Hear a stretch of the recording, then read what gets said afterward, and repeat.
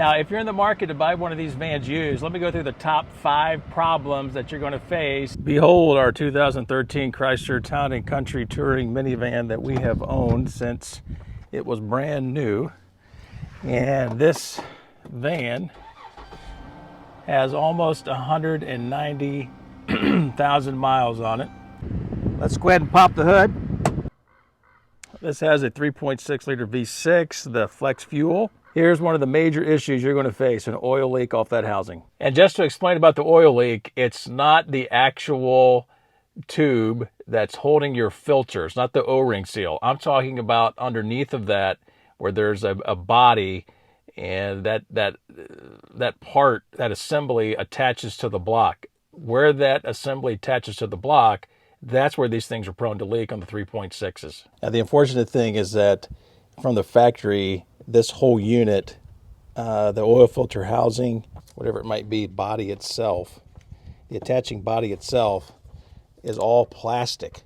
And you can find these made of metal in the aftermarket, but this was a real problem because the housing itself that bolts to the block starts leaking over time. One of the issues I've had, it concerns this relay for the fuel. Yep, this is problem number 2 that a lot of Chrysler products face. Pump, and if you look online, a lot of these vans will have this trouble, but there is a company that makes a jumper kit, and it's right here. You can see it right here, and that'll help make your fuel pump relay kick on, kick off the way it's supposed to.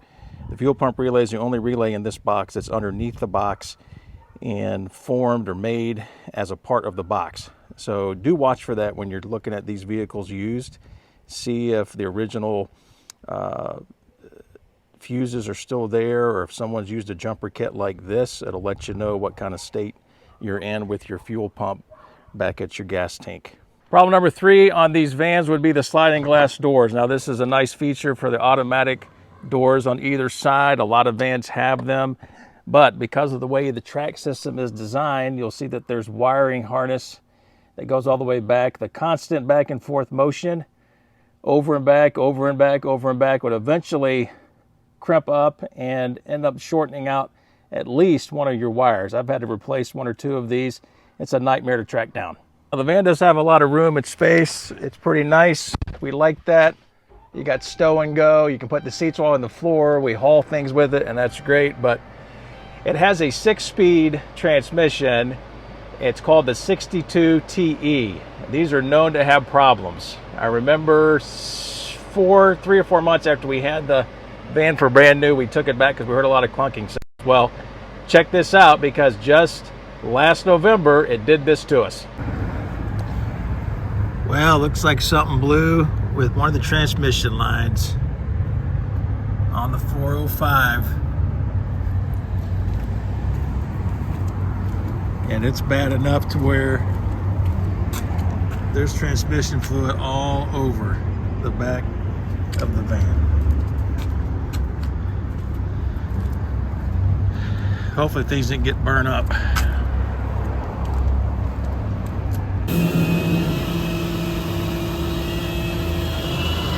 That's right, those small coolant lines that go from the transmission to the radiator off the transmission, one of them had popped off. It was quite a mess. Problem number 5 would be this with the transmission, and that would be traction control. You do have this feature here.